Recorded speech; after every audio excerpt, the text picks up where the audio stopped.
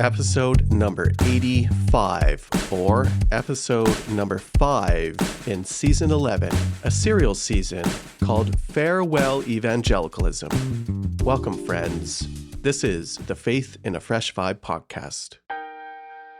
My name is Rohadi, and I'm recording on Treaty 7 territory in Calgary, Alberta, Canada. Thank you for listening. Don't forget to rate, review, and share this podcast with all of your podcast friends. It goes a long way to help an indie production such as this.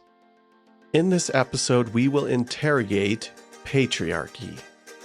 Because of the subject matter of this episode, there is a content warning. The final third will have a little bit of swearing because DL Mayfield and I were back. Since it's patriarchy, we will be discussing aspects of spiritual abuse and also abuse found in family dynamics. I encourage listeners, take a pause whenever your body is reacting. We can't control the ways that our bodies react to abuse or to trauma from the past. So if you need to pause, please do so. And if you can't get through the whole episode, just fast forward to the next one. The reason why we are interrogating patriarchy is because it's one of the tools used to control bodies in the church, and that is any body that is not at the very top, a male body. Women and children are considered less than. Churches build theologies and belief systems around patriarchy, and we need to be alert to them.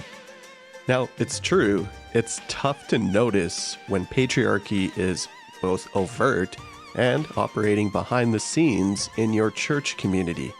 If you've been in it for a long time, you may have intentionally ignored what's been going on, ignored what's happening in your body, what your body is trying to alert you to. Thankfully, I've invited some guests that will provide some tools to help develop attunement to all of the weird that goes on in churches that root themselves in patriarchy. It's time for us to open the door to collective and holistic liberation and freedom for all. That means smashing the patriarchy. And we're not alone. A recent New York Times article confirmed the trends that sociologists are noticing, and that is women are leaving conservative churches because they know within conservative or evangelical communities, they will be subordinated. Patriarchy rears its ugly head, whether it's been operating quietly in the background or it's at the forefront. Patriarchy seeks to make women and children less than in favor of authoritarian leadership. The authoritarian part is important. Authoritarian being the enforcement and strict obedience to authority, in this case men. What's happening in governments in North America and around the world is the embracement of authoritarian rule, in particular churches. Many Christian communities are more comfortable with authoritarian rule because it looks like how they organize their own churches. It's my hope that listeners will be able to pull away what you need to find your ultimate freedom from malformed communities. This episode's guests include Cait West. She has written a debut memoir entitled Rift, a memoir of breaking away from Christian patriarchy. We then move to the second guest, to Liz Jenkins, and finally, DL Mayfield comes back. We will close our conversation naming systems of oppression, including patriarchy, tools of propaganda, but also eugenics and white supremacy. Episode 5, on deck. We need revival, we need a chance to come alive. A new way of living, a place to thrive, and not just survive.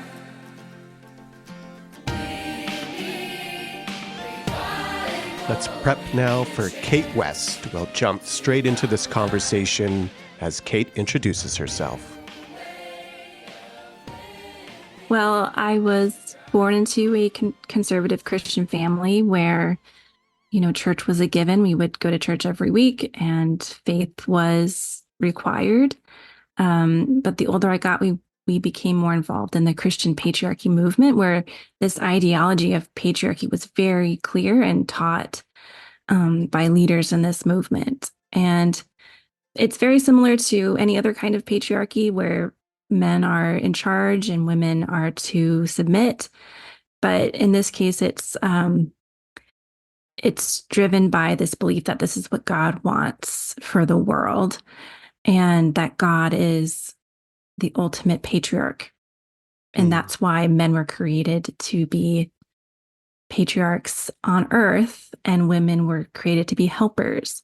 So for me, growing up in this environment, having a very Calvinist belief system, I believed that I needed to be chosen by God and sorry for my sins and submitting to men for my entire life to be within God's favor.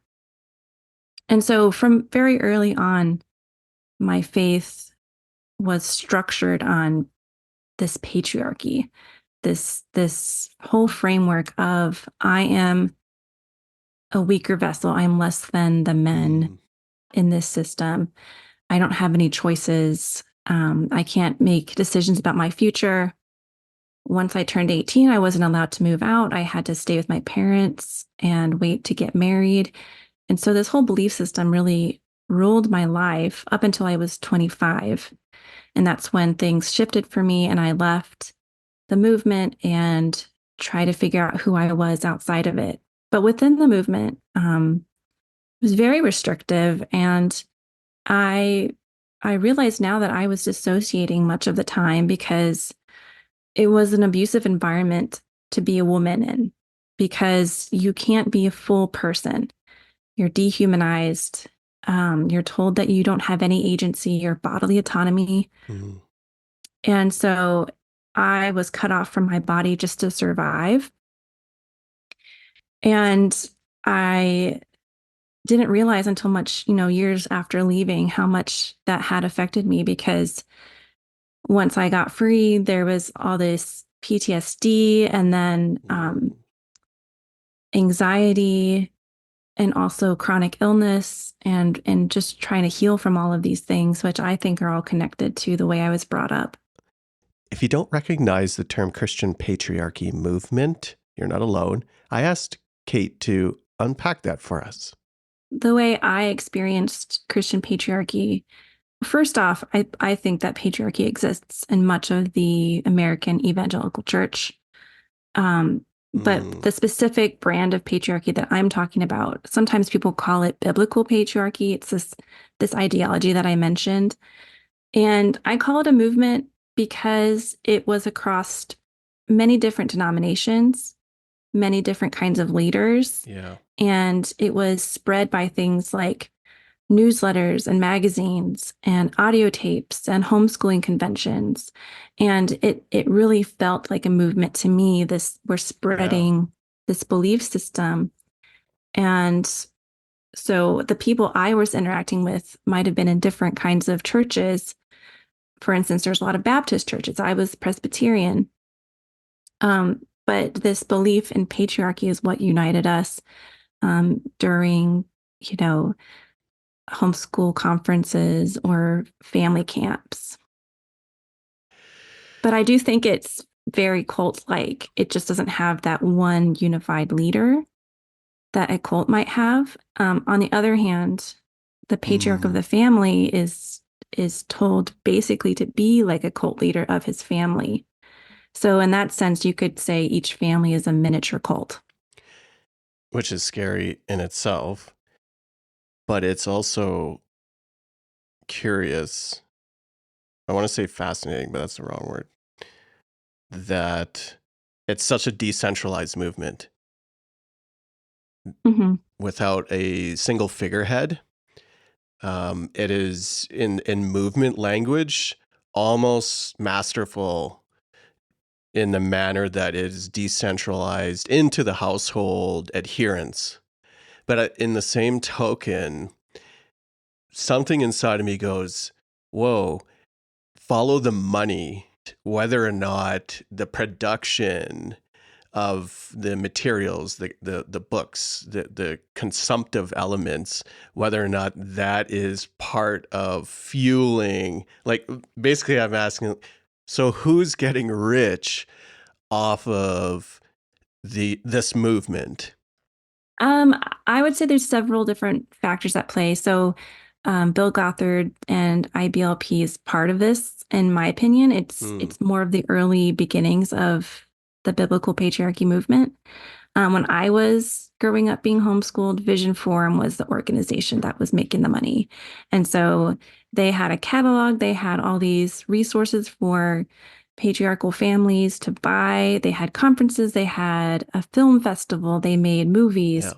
Yeah. There's a lot of money involved until an abuse scandal broke the organization apart. Um, Huh. and nowadays, there are still patriarchal leaders, but I think they're getting that money through the churches. So, for instance, Doug Wilson in Moscow, Idaho, is a big leader of this movement, and his church has been growing, and his denomination that he started has been growing as well. Yeah, as you were sharing part of your story, there is this aspect of worldview and a faith that's built, and you stated this, and I almost shuddered in that this Christian patriarchy movement designs a picture of who God is, and that is the ultimate patriarch. Was that a foundational element in your theological formation? Yeah, exactly, because God was this masculine figure, and then the men, like in my case, my father was God's representative in my life. So I was taught that my father was responsible for me before God. So if I was sinning, my dad was responsible for me. So my whole idea of how divinity worked or who God was based around this idea of masculinity, or at least this very strict, restrictive kind of masculinity that I was taught. Now, it's easy for me on a podcast to ask questions about patriarchy. We're on the outside looking in. Some of you were on the inside and are on the outside now, and we can name the malformed aspects. But when you're in it, it's not as evident. Those tools and tips of being alert to your body, trying to note and observe the weird, all of the malformed aspects that ain't right, that takes time to develop. It takes time to trust your intuition, especially within communities that seek to take away that intuition and agency. Building trust in your own body when you're caught within the clutches of patriarchy is something that you have to learn. I asked Cait to share some tips, some ideas, her experience around making sense of the weird. Yeah, I think I've always had secret dreams and things I wanted to do, but I always had to repress them. Mm, So things like going to college, for instance, I always wanted to learn more. But as in terms of my body, I remember, and I write about this in my book, one of my earliest memories is being shamed for wearing a two-piece bathing suit when I was 5 years old. And I was just wearing what I'd been given, that I had worn the previous year. And then all of a sudden, my father thought it was now immodest. And I just felt all this shame about my body because I felt like I was in trouble. I didn't understand why, just that something was wrong with my physical existence. And ever since then, I felt really ashamed of my body and tried to, avoid thinking about it. And that's why I dissociated so much. And it wasn't until much, much later that I started to wake up and realize how much harm was happening in my family and to me. When I went through a courtship, which is the process of getting married within this movement, my father ended the relationship and I wasn't allowed to court this person anymore. And I was heartbroken. And my father told me to repent for my emotions. for feeling Mm. love. Mm-hmm. And that's one of the biggest moments for me where I Mm. felt like something's wrong. I just knew somehow deep inside of myself that can't be sinful to love somebody. And I'd been taught that my whole life, but somehow my body knew that that was wrong. And I resisted. I didn't obey, basically. I said I couldn't do that. And it took me years after that moment to really leave. But that was one of the moments where I started building up my internal resources to say I can get out of this system. Mm-hmm. And that's my intuition was finally waking up. If there are folks who are engaged in their own, developing their own alertness, becoming, uh, trusting their intuition more, are there pathways that you can name that might invite somebody who's just starting or in the middle of that type of process to start exploring? Yeah, I always say to people who are newly trying to figure out who they are if they're coming out of a situation like this, and it doesn't have to be a cult-like movement. It could be a restrictive home. It could be an abusive relationship. But if you're trying to get out of something like this, I always say go to a safe place or create a safe place for yourself where you can sit alone and be with your thoughts and your body. And that might be a closet, it might be going to the park and getting out of the house you're in. It might mean stop going to a church that makes you feel anxious and sit with your body and try to reconnect. I think that that takes practice when you've been told Mm. to feel ashamed. And it's really frustrating when you don't have it right away, when you can't, when you have voices saying all these things about feeling like you need to feel ashamed. It's frustrating to try to get out of that. And sometimes sitting with yourself and practicing how to be by yourself is what's going to lead you to be curious into who you are and what you can be in the world. And for me, even after I left my family, I still felt like I had my father's voice in my head all the time, telling me what to do. And it took me years to get rid of that and to go through therapy and work on minimizing the nightmares and all of these PTSD symptoms. But you have to be patient with yourself because it wasn't your fault. But Mm. it takes time to reverse that thinking because the way abuse works, the abuser tries to make you think like it is your fault that you're sick or you feel unwell or that you're hurting. Becoming more alert and attuned to your body takes work. It takes a lot of therapy, especially if you don't have those tools. How do you know as you start engaging in the work of healing, and that's work that's always ongoing, how do you know when you have started to peel back layers of freedom and liberation? Are there particular signals, signs, thoughts? Ask Cait to share once again, and she's been very generous with her story, for markers that might be indicative of freedom and liberation. Yeah, I think that, there is no finish line to healing, even though we want it to happen. We want to be at a place where we're perfect and we're perfectly happy, but I just don't think that's how humanity works. Yeah, for And when sure. you've gone through trauma, it's, you want to just get rid of everything. And there is a lot of resources now to minimize those symptoms and to heal from it. Mm-hmm.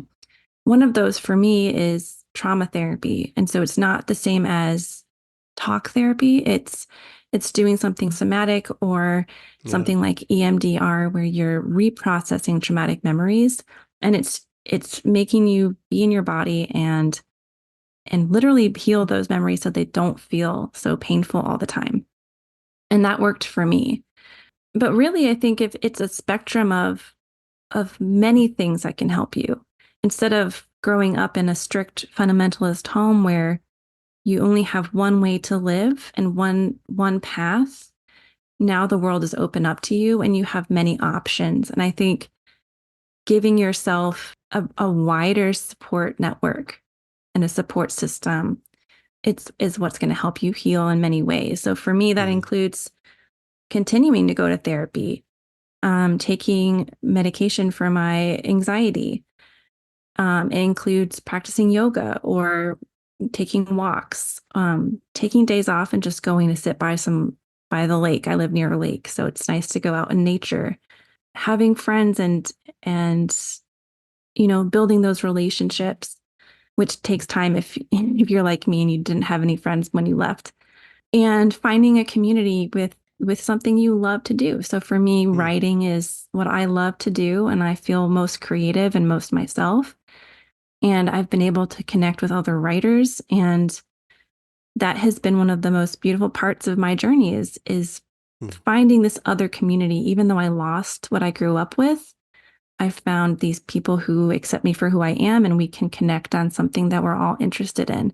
And so there's lots of ways to connect with people. It doesn't have to be through a religion or a church. And for me, that was the only way I was allowed to connect with people before. And so discovering that there's many ways to heal and to thrive and to find yourself in the world. I really appreciate you sharing those different aspects and normalizing some of the different pathways that you have taken in your journey unto healing. This, if this is too personal of a question, then we'll skip it. But how has your journey of healing changed the way you relate? So I also love that you have not only talked about the things that you have done individually, but you are also looping in the necessity of community. And yet coming out of a cult can distort our picture of how to hold relationships in a healthy way. In your venture of healing or places where you're at, is that something that you have had to figure out in a new way? Very much so. I didn't grow up with a lot of friends, and I was homeschooled, so I didn't have a lot of interactions with people my age. And I definitely feel like I struggle with knowing how to interact in every situation. But again, I think like many things, it takes practice. And I feel like I'm getting better at doing that by following what I'm interested in and being able to connect with other people and learn what they're interested in. And there's just many ways to do that. For instance, I left and I jumped right into getting married, which I wouldn't advise someone to do because it's not the easiest thing to do. And I realized that I had a lot of codependence in this relationship in the early years because I didn't know how to be independent. I didn't know how to rely on myself. And so I depended on my husband for a lot of emotional support. He's not at all patriarchal, so he's never told me what to do, but I've relied on him for feeling stable. And so working on my own personal therapy and then also going to couples counseling with a licensed therapist, not a biblical counselor. Yeah. Not a thing, right? Yeah. Has helped us, break those cycles of codependency and learn how to be interdependent and be individuals in our relationship.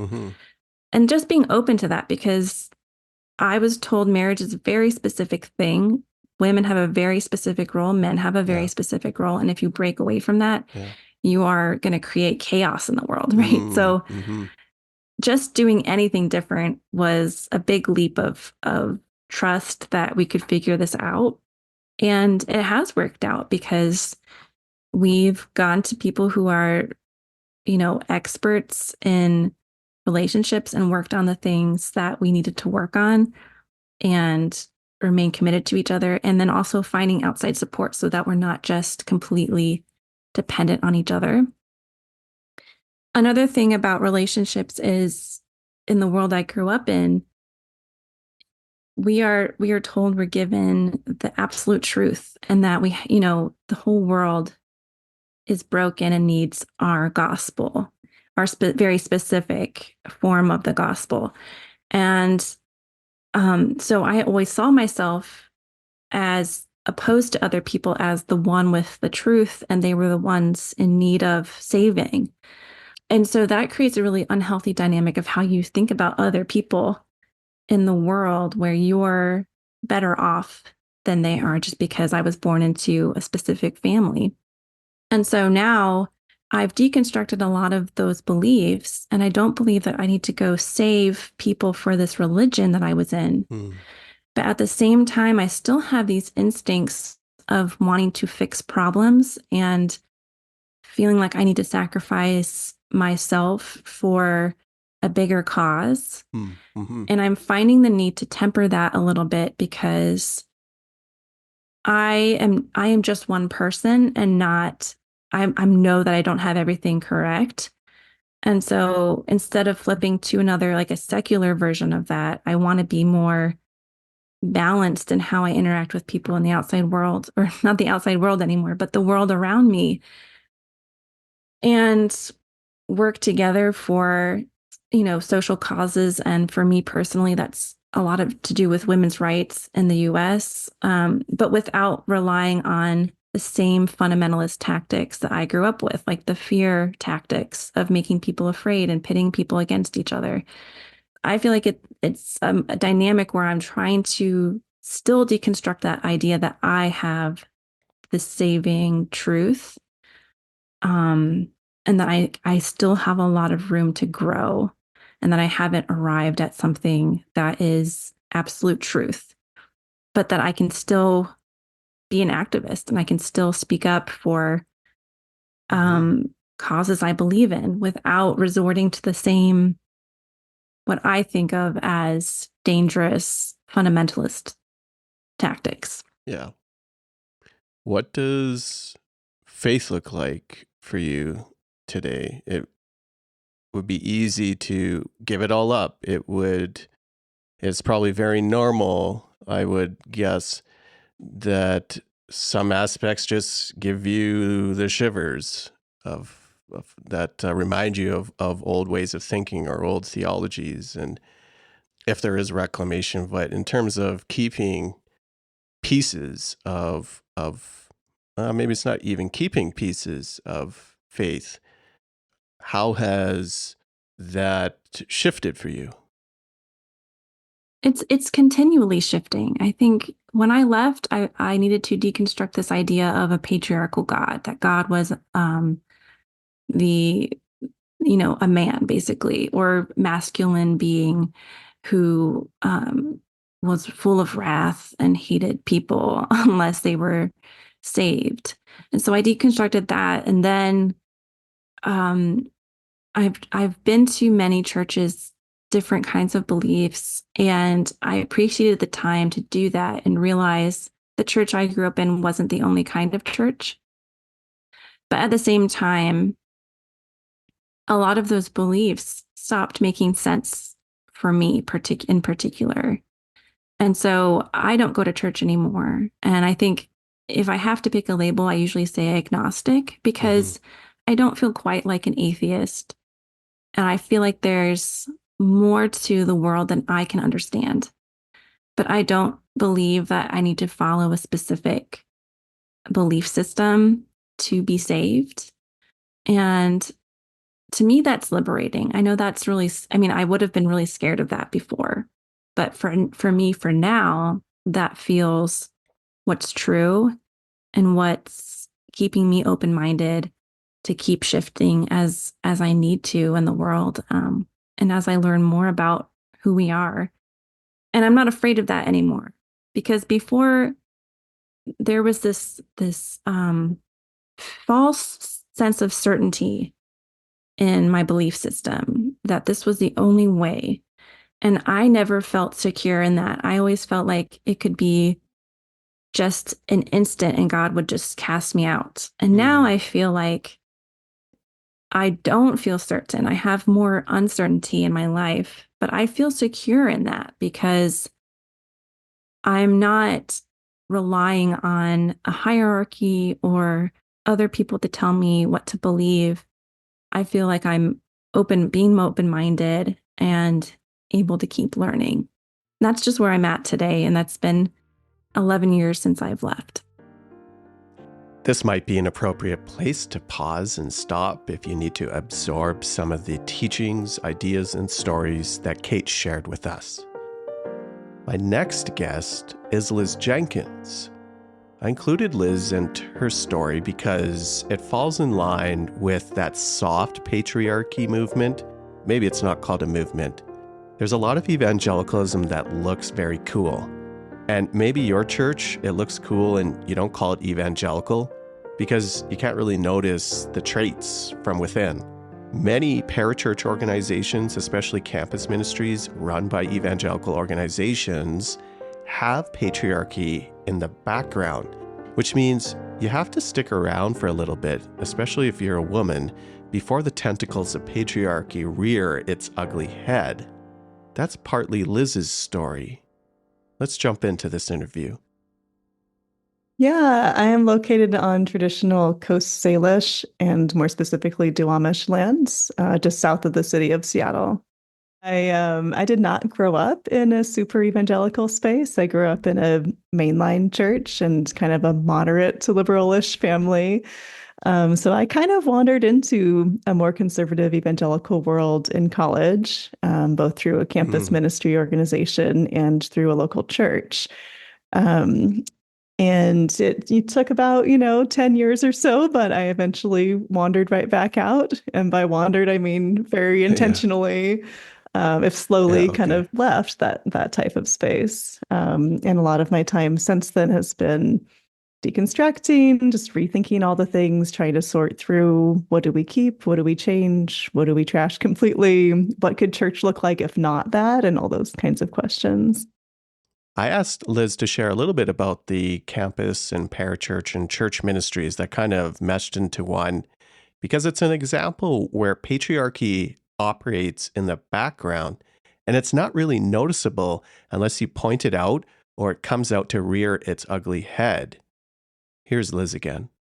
I get into this a lot in the first half of a book. I would say it was this very slow process of realization that things were very much not equal in this church where in a lot of ways I felt at home and I felt really supported and loved. And yet it took me a while to realize all the different ways in which things were very different for me as a young woman than they would have been if I were a young man in that space. And then B, to realize how important that is. Like, it matters. I think it took me a minute to really come to prioritize that sense of gender equality as something that I really needed in a faith community. And maybe those things seem obvious, or maybe they should have been obvious, but I think that's where the niceness comes in, right? Like, I think with the title, I was going for something a little bit tongue-in-cheek, but also a little bit like the communities that I was a part of were really full of genuine, nice, kind people who, for the most part, really wanted to do what was good for the community and to do what was good for people of all genders. I say all genders, they probably would have just acknowledged two genders, but they wanted to do what was good for people. And they, for the most part, genuinely thought that some form of soft complementarianism was what was good for people. So it was this very kind of complex process of sorting out, like, even though people might have really good intentions, that doesn't mean that they're not causing harm. And even though the churches that I was a part of were a lot more supportive of women than some of their more conservative counterparts, that doesn't mean that things were okay.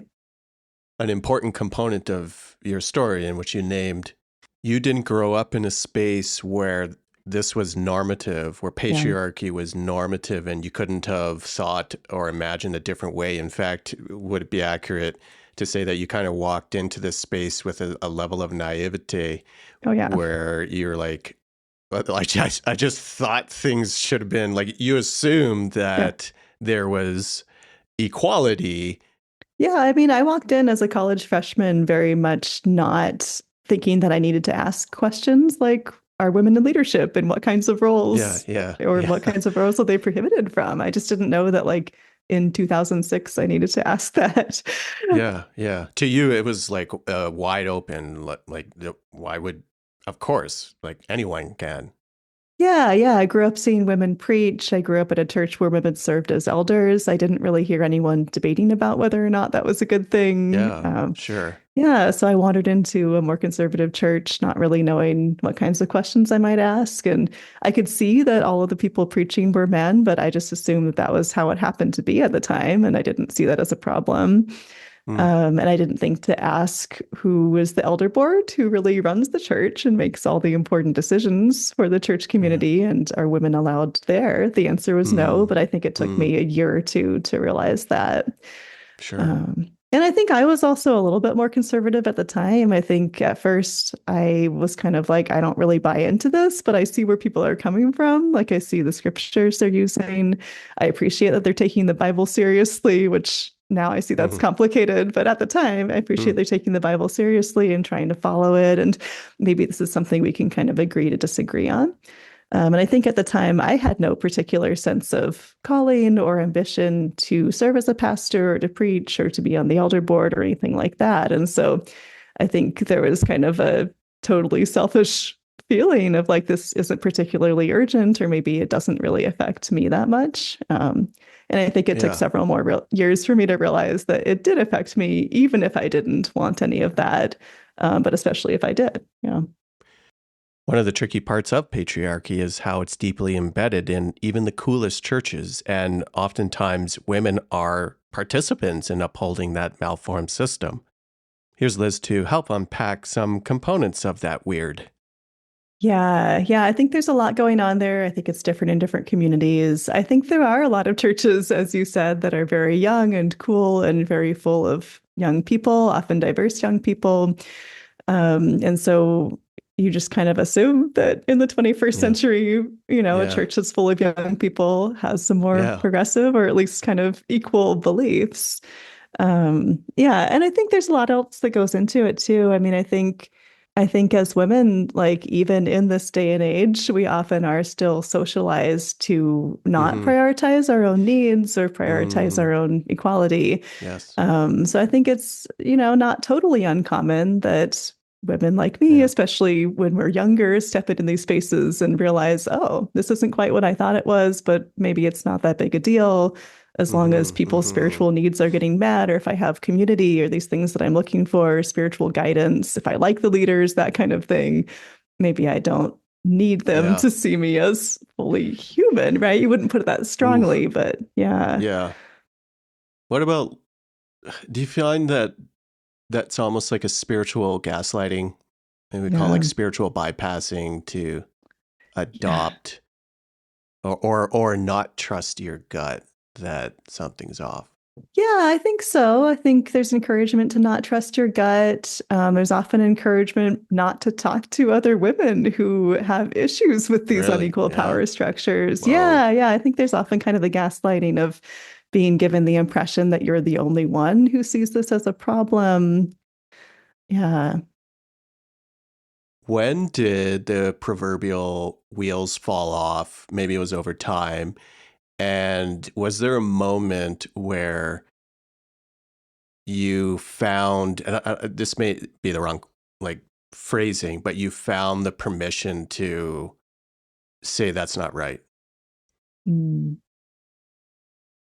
Yeah. I think it was really a million small things over many Yeah, years. sure. Yeah. That makes I sense. think, Yeah. yeah. And there were times when I think I tried to raise questions. I mean, I did raise questions. And I wasn't quite sure what to make of the answers that I got at the time. I think now I would look back and say gaslighting, right? Like I would Mm, be able to put some different words to it, but at the time it was kind of a head scratcher. So like one of the stories I tell in the book is how I've been working for my church in college ministry for a couple years, and the church hired a younger male colleague to work with me, and then almost immediately invited him to preach at a church service that was not just mm, for college students, like preach to everybody. Um, and I think at first I was kind of like, oh, that's great, that's a great opportunity for him. And then I was like, wait a minute, they've never asked if I might do that. I've been through the church's preaching classes. I've gotten really positive Yeah, yeah, feedback on the sermons that I've done there, yeah. but that invitation has not materialized. And so I asked my supervisor about that, and he was kind of like, "Oh, I've never heard you express interest in preaching, whereas this person, your younger male colleague, did express interest."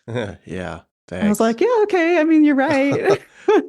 But looking back, it's like there's so many different things that go into what sorts of interests or ambitions we express or we're encouraged to Mm, express, hmm. and how people react to that expression of ambition differently along gendered lines. And how comfortable I Yeah. would have felt as a woman in this college ministry role, being like, oh, I'd actually love to preach to the church. Like that didn't really occur to me, right? So there are kind of all these things wrapped up in that kind of conversation. Thank you, Cait, and thank you, Liz, for sharing your stories. There's so much power behind storytelling where you can hear how others have found their liberation and freedom from malformed intersections of power. Patriarchy is one of the most pervasive elements of malformed power in the Christian church, and it's my hope that we'll find more communities build themselves around fully equitable leadership structures where all can come and participate, bringing their whole selves. It's out there. Maybe it's kind of rare, which is unfortunate. Knowing the intersections of how patriarchy works so well was the subject of episode 4 on propaganda. But there are other intersections that prop up patriarchy. It's important for us to understand how the whole mechanism works because A, it'll help us spot when weird, malformed systems in community rear its ugly head, and B, it'll help us make sense of where things went off the rails in hopes of finding our own liberation out of malformed and toxic communities. Here's DL Mayfield back again from our conversation in episode 4 to chat more about the intersections around focus on the family and the inputs that are required to produce the kind of patriarchal thinking that we encounter in many contemporary conservative and sometimes left of center churches today. We want to get a final sense of these malformed intersections, but even though we will end Farewell Evangelicalism with a couple of episodes around hope and liberation and ways forward, we'll tease pieces of it in this episode for your listening pleasure. Here's DL Mayfield and I to wrap things up in episode 5. It's like this sense of your liberation is found when you start to dig into the weird things that you don't want to dig into, because that's where your wholeness is walking in the opposite direction of your formation. And I don't know who you send the therapy bills to, but dang, that's a process. Dobson, that takes a long time. Yeah, let's do it. I'm still waiting. Let's litigate. Since none of us can afford all the therapy we need, here's how I'm sort of conceptualizing like some of the path forward. It's interesting, like when you have your guests ask about like what are the indigenous tribes, right, that are original to your land, and I think that's such a good question as a white person. Like I do not get asked that enough. I guess I should say as a white American, right? I don't get asked that enough, and to me, it's similar to looking into the background and history of someone like James Dobson is sort of doing some ancestral work. Like, what are the factors that led to this? Like, what was I born into, right? That I didn't really have any control over, yet it became a part of my story and my DNA. And I think that a lot of these men and evangelical Christians in particular, they love to be ahistorical. But, everybody's coming out of something. And the thing that people really don't want to unpack about this whole thing is that America has this, horrific history of white supremacist patriarchal norms and aims, including in the realm of things like eugenics. And so Dr. Dobson got his start being the protege of this really famous guy named Paul Popenoe, who is a avowed eugenicist. He wrote all these articles praising the Third Reich as they were forcibly sterilizing 400,000 people a year. He was like, that's amazing. Like he was writing that in scientific journals, right? This is who he is. He ends up pivoting after World War II because you can't be a loud and proud Nazi supporter anymore. Yeah. That didn't work. He eventually pivots to being like, I'm going to do something called positive eugenics, right? I can't keep the undesirables from reproducing, I guess, in America, but I can help white women marry white men and have as many kids as possible and replicate these, patriarchal values. That's what I'm going to do. So he starts the first marriage and family counseling center in America is in Los Angeles. And it's coming out of this positive eugenics ideology. He goes on to, I don't know if you've ever heard of this column. It's called Can This Marriage Be Saved? But it was in the Ladies' Home Journal and these women's magazines when I was growing up. Yeah, that skipped me. Okay. Well, Can This Marriage Be Saved is this very popular column. And he's the one who started it. And he's the one who counseled. And, he almost always tells the white lady to stay with the white man, right? Because that's how patriarchy works. So that was his whole thing. Dobson becomes his protege, right? And so when Dobson wrote his first book, Dare to Discipline, Popenoe actually wrote the foreword to it. So this white supremacist eugenicist wrote the foreword to Dare to Discipline and was like, this is it, two man. peas in a pod. Well, interesting thing is Popenoe was an atheist. And so here we see that something else. People will form coalitions when it comes to the patriarchy, the white supremacist patriarchy, across religious lines. But then Dobson was like, I think Popenoe's message and positive eugenics and this whole thing, I think this will really take off in Christian spaces. And he was right. And so he wrote these books, Focus on the Family. I think you could actually classify it as a positive eugenics movement. And I think those of us who were born into it maybe can start to see that. A lot of us had parents who had a lot of kids at very young ages, because there was all this cultural pressure, Christians love children.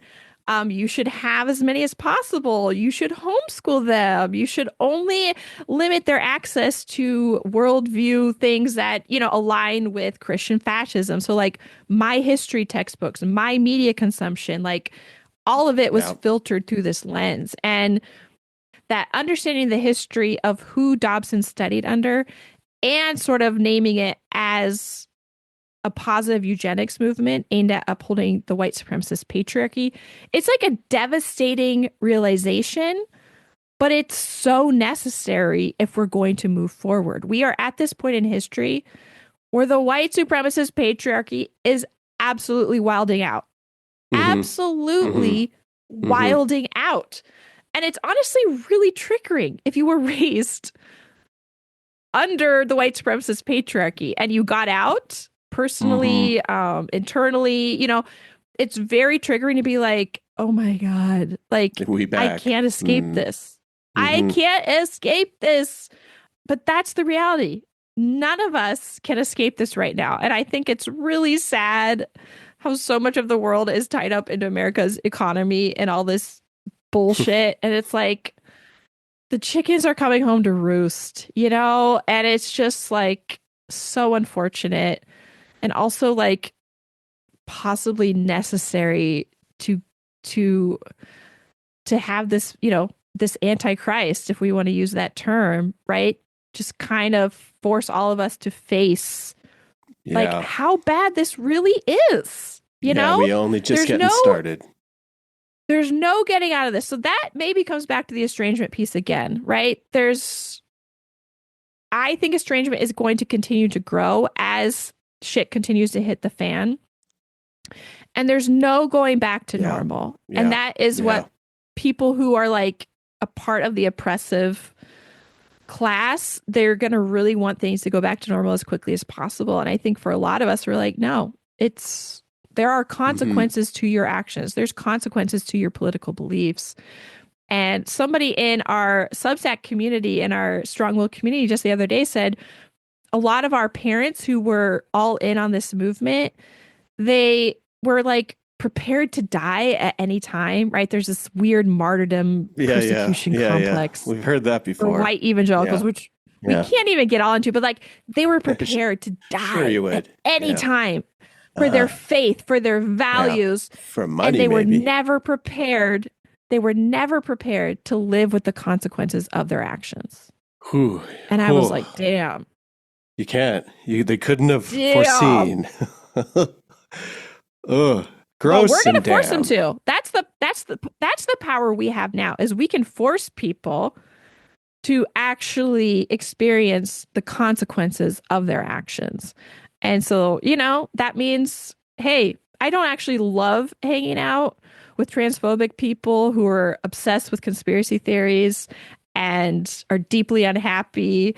I'm like, yeah, I don't actually enjoy doing that. And you're going to have to kind of live with that.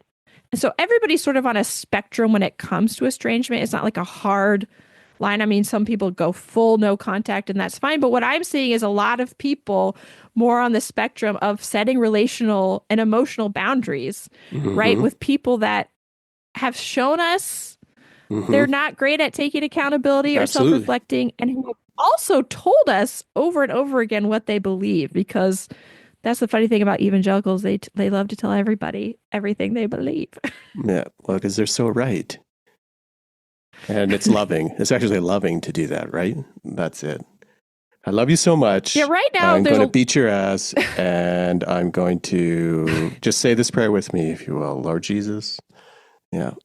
There's a lot of parents who are kind of panicking right now. And so they're like, I just won't talk about politics. Like, let's have dinner, let's do these things, and I just won't talk about it. And how that doesn't work out well when I've heard you talk about it for 4 decades straight. So you just keeping your mouth shut for a dinner. I know, and nothing's changed. And I'm the one being hurt in this relationship when I have to keep pretending like the things my parents believe don't make me feel incredibly ashamed. I'm ashamed for my parents. Can I just say that? I've never said that publicly, but this is a feeling that I've been having for a few weeks now. I'm so ashamed of them and what they believe. I'm ashamed. And that's just, I love my parents still. I mean, I have to be really honest and say that I have like a ton of different emotions around my parents, but this is the one that's been coming up for me recently. And I don't know if they ever will feel shame for the administrations they voted in, and for how their ideology has kind of put them at odds with the vast majority of humanity. The vast majority of humanity wants to see this planet continue on. They want to be connected to the earth. They want to nurture children. And my parents are not there. Yeah. It's kind of devastating. I have no elders to look up to. I'm an orphan when it comes to how do I learn from my people? My people are white evangelicals. And so I'm so grateful that elders from so many different backgrounds are out here giving their wisdom, and I'm like so grateful for it, but it doesn't replace the fact that I'm grieving the loss of elders who can teach me how to resist in this moment, how to have hope in this moment, how to move forward in this moment. It's like, oh, my parents are the last people to ask about that's that. Sad. It's sad. I'm so sorry, and it's also sad that you're not the only one. And as you share your story, all these other folks are just like nodding, like, oh, deep exhale, because you didn't deserve that. Yeah, and I have so much love for folks who were raised in this kind of worldview. There's so much to process. There's so much like we've had to undergo this like absolute worldview shift, which is not easy to do. Yeah. But we were indoctrinated day in and day out with not just like Christian supremacy, but white supremacy and patriarchal supremacy. And those are 3 huge like mind shifts And the go ableism. through. I mean, yeah, that's a part of the white supremacist patriarchy, right? It's just this who's valuable and who's not. And I just think there's something here at the core of how we treat children is like the future we're investing in.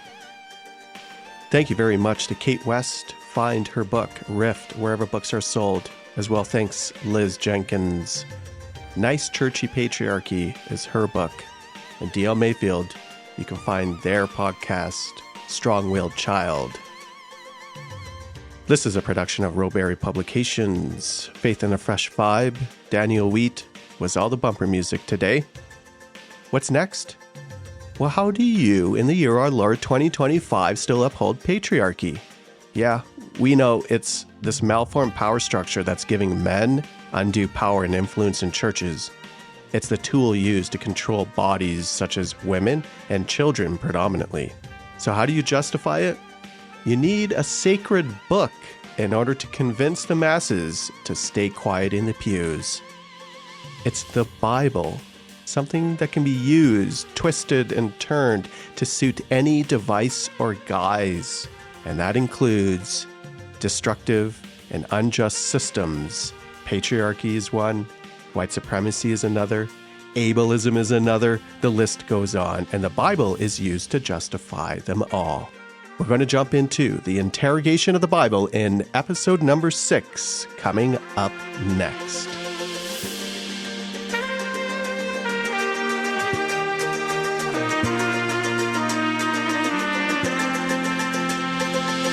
We need revival. We need a chance to come alive.